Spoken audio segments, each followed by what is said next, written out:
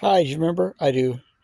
I'm changing my venue a little this time. I'm sitting around my neighborhood on top of a hill or ridge, whatever. And I'm going to discuss things we commonly see in movies and television, fiction in general, that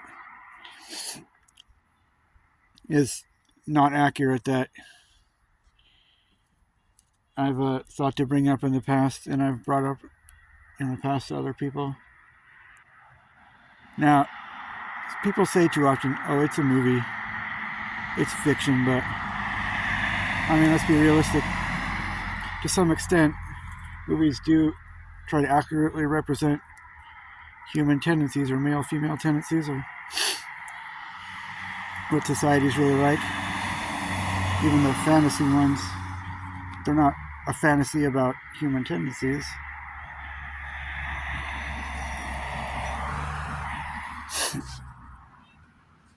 Where am I going to begin? Oh yeah, one thing that can get kind of annoying if you let it is how often in movies you see someone get violently assaulted, punch in the face, or even someone has to break up a fight. I mean, that's just not how normal people behave. I mean, I know people with a serious mental illness that wouldn't even do that, not even if it was to a grown man. But we see it all too often, especially in comedies. If someone gets offended enough, they want to duke it out and beat someone in the face. Like in the original Meet the Parents, that didn't happen, except Ben Stiller's character accidentally gave a girl a bloody nose when playing volleyball, if you remember. But in the second one, God, it's kind of ridiculous. Even Ben Stiller's character's hippie parents, played by Barbara Streisand and Dustin Hoffman, near the end, if I recall,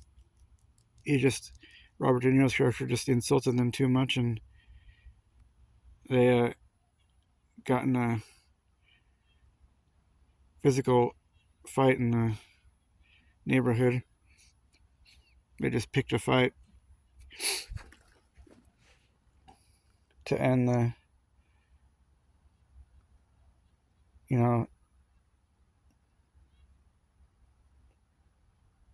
kind of,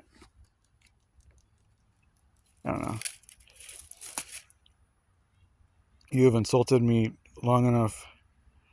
I try welcomed you into my house.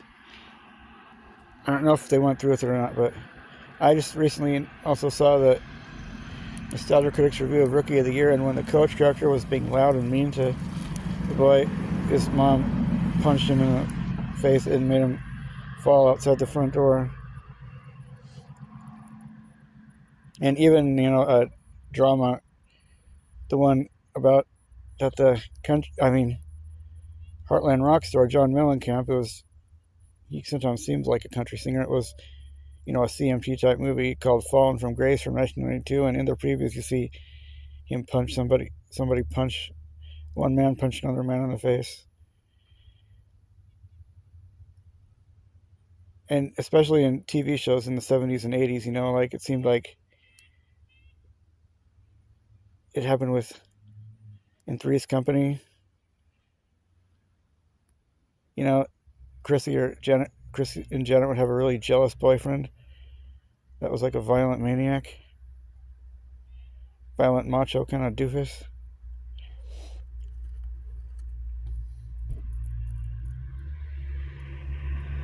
And even in the movie Nebraska, the road comedy drama, which starred Bruce Dern and Will Forte as his adult son, from Billings, Montana, he thinks he won the lottery, but they go on a road trip and talk to family and friends along the way, and near the end he walks back in the bar, the middle-aged son, and punches an old guy in the face. He might have been in his early 40s, the actor Will Forte.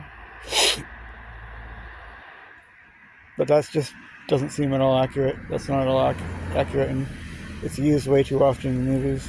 Probably in half of movies, easily, that happens where someone violently assaults someone because they're angry, or someone has to break up a fight because of it.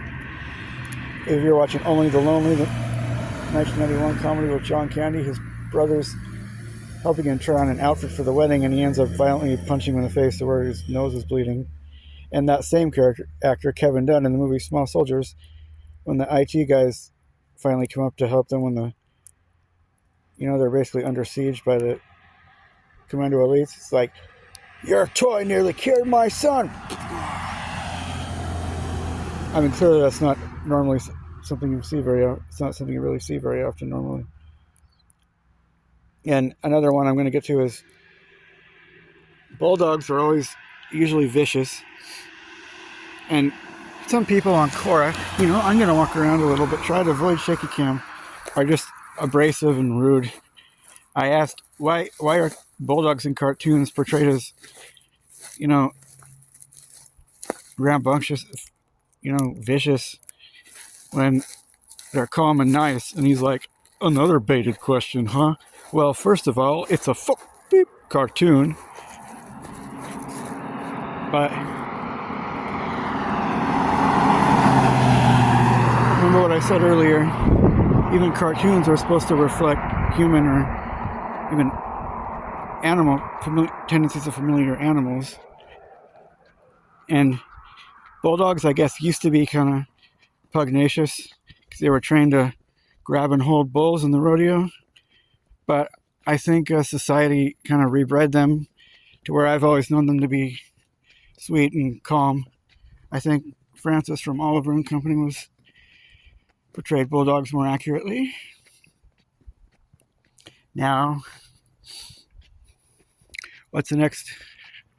Oh yeah, when a character is diabetic, like, I think it's oversimplified, like they cannot have sweets. I mean, in the real world, it's often oversimplified. They cannot have sweets, but there's nothing inherently harmful about it unless they don't take their insulin. They just have to be more careful and limit it more than other people. But in movies, from what I've seen, in TV show, it's like when someone offers someone, like the movie Surviving Christmas, you remember, had Ben Affleck, and he hired people older folks to be his parents. I remember someone offers him a cookie, and he's like, I'm diabetic. He's like, well, why don't you eat it anyway? You can have or something like that. And he's like, well, I can't act dead. Wait a minute there. I didn't say that was always the case, but I remember a Night Court, Roz Russell was upset about finding out she had diabetes, and that's pretty normal, but she was especially because she could, quote, never again have a treat that reminded her of her father who had passed away. Oh, and what I'm going to do now is talk about things that might counteract gaffes in movies and TV shows. The show Brooklyn Nine-Nine, there was like two guys that were like Beavis and Butthead of the precinct, and one of them, Scully, had diabetes, but he even said, I'm diabetic, but I keep a candy bar in my pocket. Did you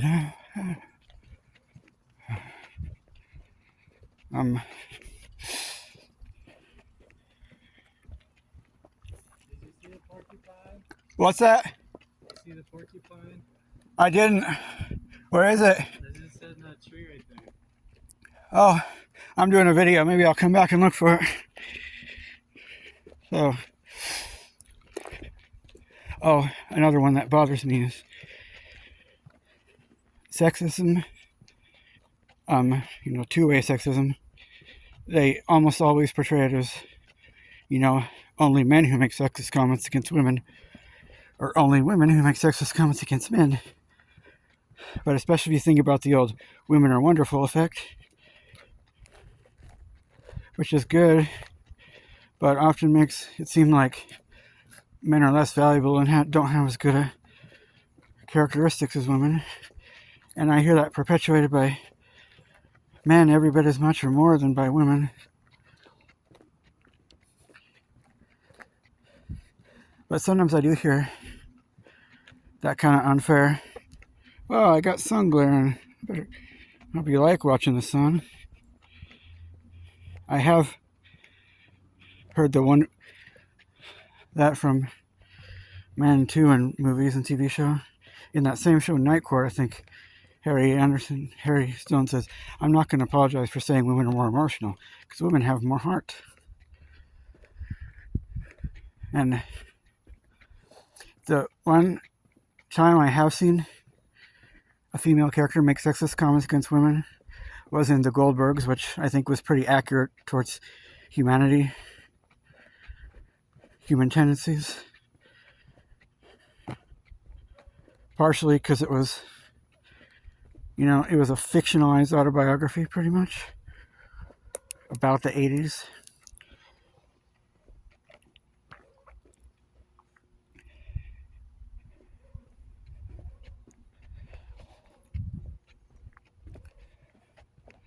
Where am I going now? I feel no shame, I'm proud of where I came from. I was born and raised in the boondocks. One thing I know, where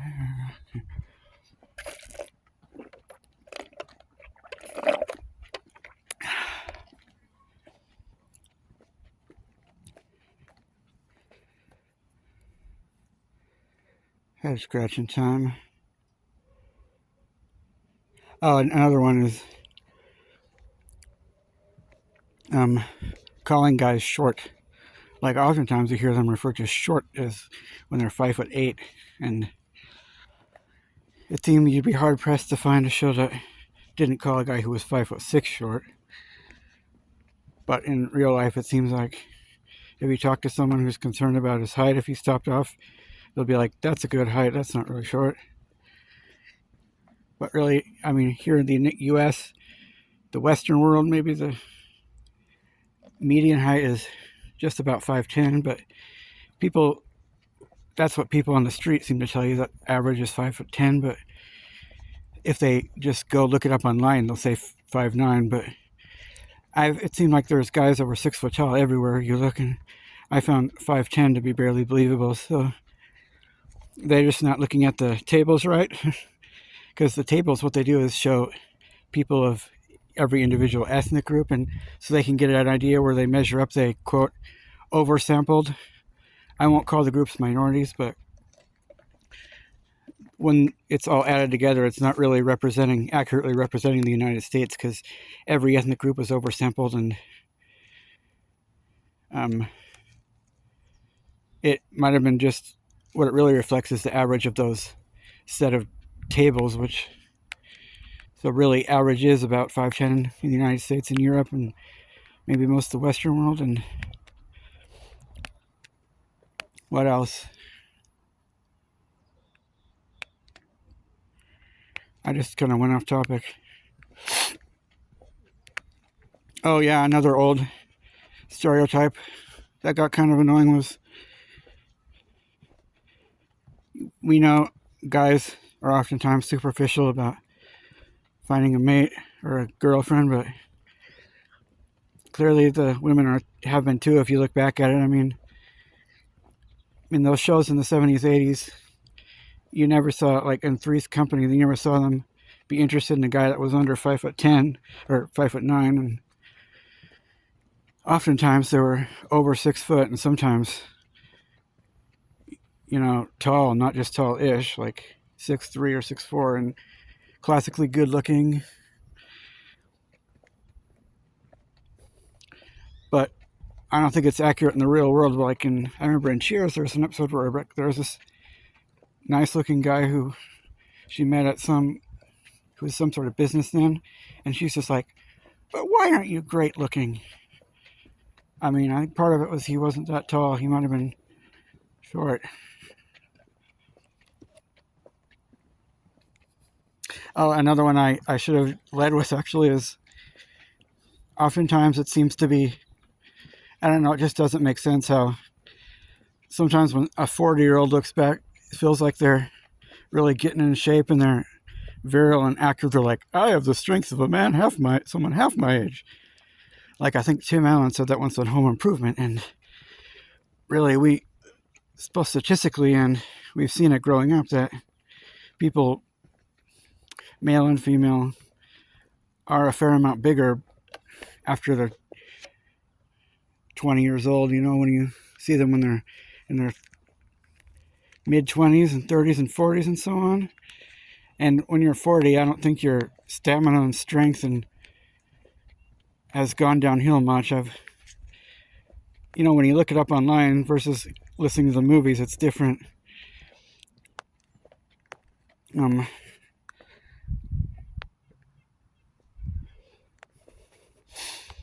But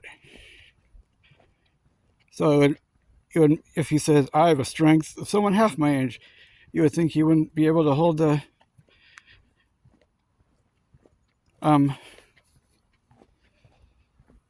he wouldn't be able to carry furniture as well.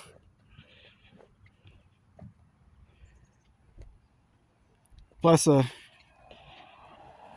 yeah, really, I've read muscle tone doesn't actually peak till you're 30, and too often in movies and TVs and commercials, they're like, oh, they're over 30, they're getting tired out too easily, they need pills. Really, 30, it makes all the sense in the world. That is when people are in their peak. I mean, even in the show Heart to Heart, Robert Wagner's character was like a tough crime fighter type. He was easily in his 40s, the character was. And it wouldn't make any sense, but it seems like I've seen someone say, when you're talk about themselves looking back when they were 18, how strong they were. I mean, it's pretty common knowledge that when you're 18, you're still growing, at least, you know, in size. I mean, that's at least the age when boys stop growing in height, but maybe even a little later, and your muscle hasn't peaked yet. You're pretty much still like a teenager when you're 18, like other high school kids. And the ones I've seen have gotten quite a bit bigger and would be able to carry around a lot more furniture and lift quite a bit more. But that might just be semantics. Maybe like they're writing the script poorly. But Coach said it good in the episode Bowling for Meat. He's like, these aren't Superman, these are young kids. I know their shoulder pads would make them more intimidating, but that's just psychology.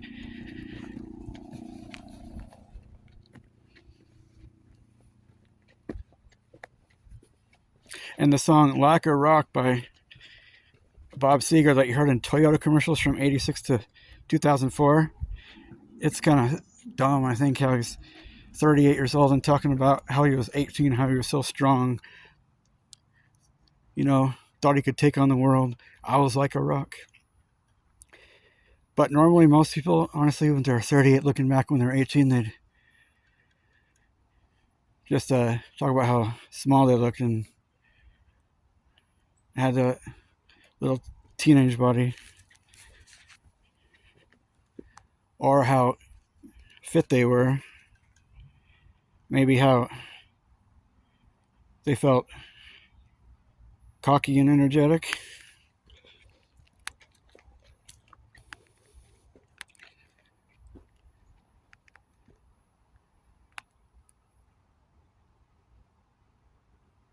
Wait, I got another good one I was gonna. Oh yeah, in movies, if you talk to most people, while children obviously are prone to being hyperactive and loud, most people will say that boys tend to be more so than girls. But movies and TV shows do not use that at all. You might notice that sometimes the boys hyper and the girls hyper. Sometimes the boys quiet and sometimes the girls quiet and the boys hyper. But they barely ever seem to make a point to make the boys have more hyperactive tendencies.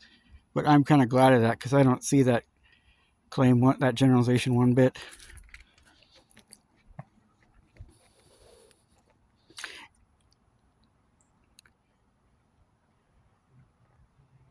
Okay, like and subscribe if I just don't annoy the heck out of you. Hi, I missed some I'm sitting in my garden on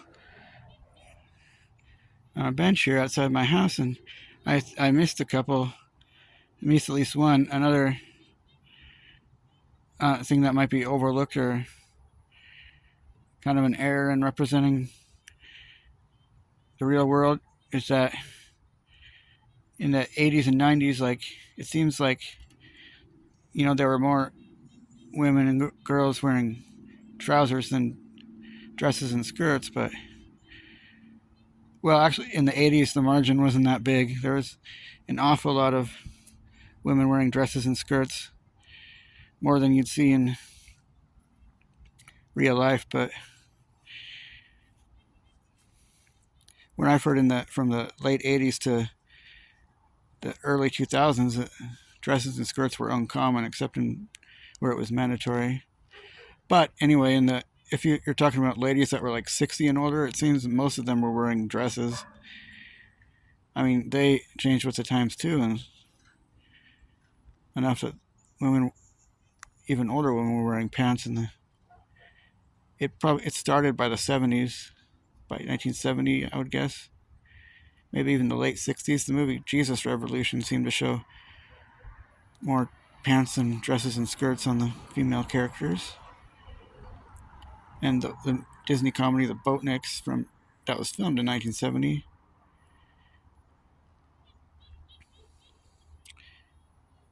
And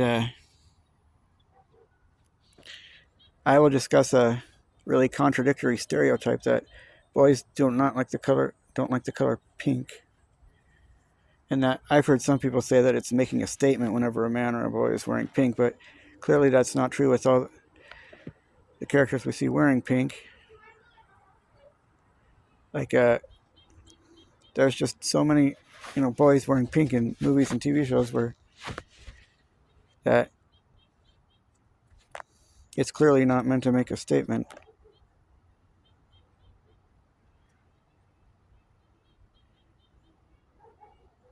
And like one of the Boxcar Children books, number 25 from 1992, The Amusement Park Mystery, the book was pink. The scheme might have matched the amusement park, but still.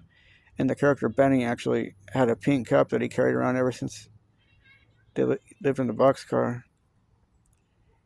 And when they make decorations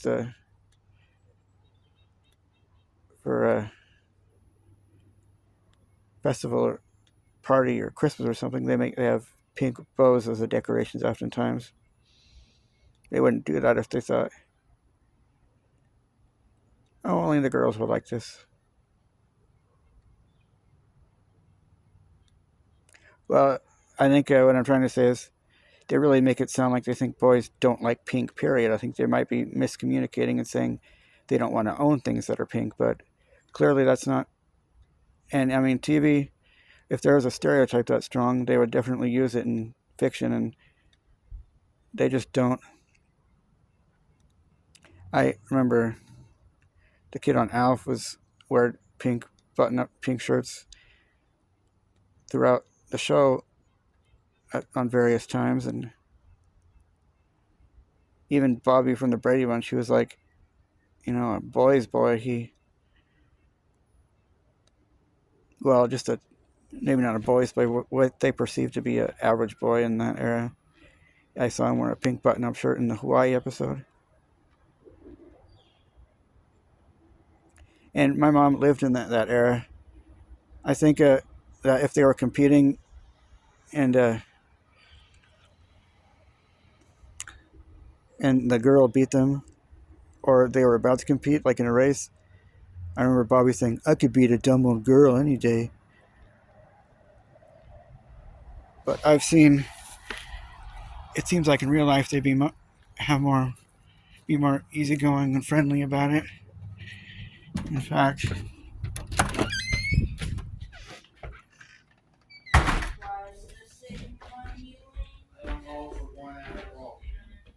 that's too bad.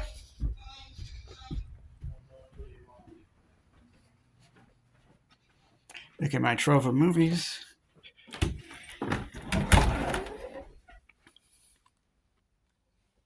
Somewhere back here. Look at my trove of movies. Oh, right here.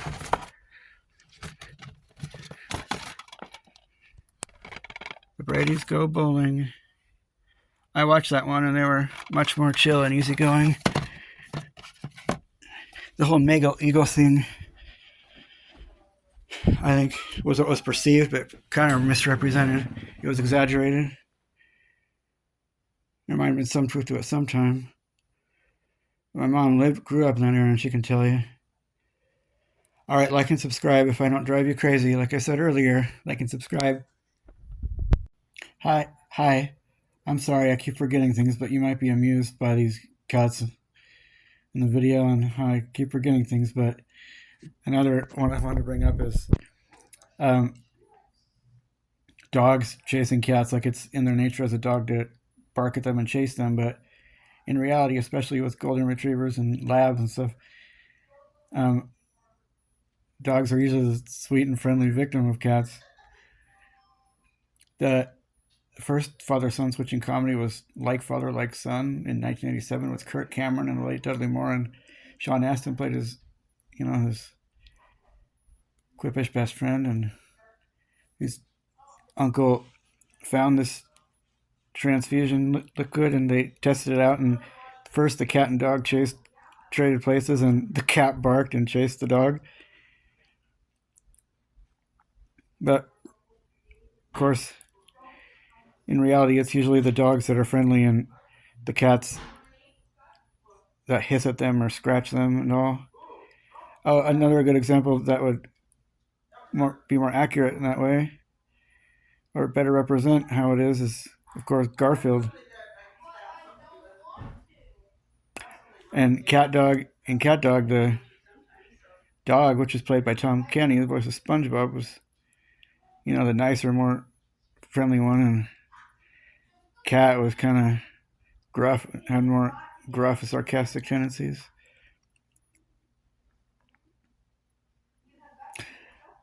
Um, that's about all. Again, for the umpteenth time, like and subscribe, unless you just find me a pain in the butt or a grating. I don't know. I hope you like and subscribe. Check out this shirt. I got it about 12 years ago. Bye.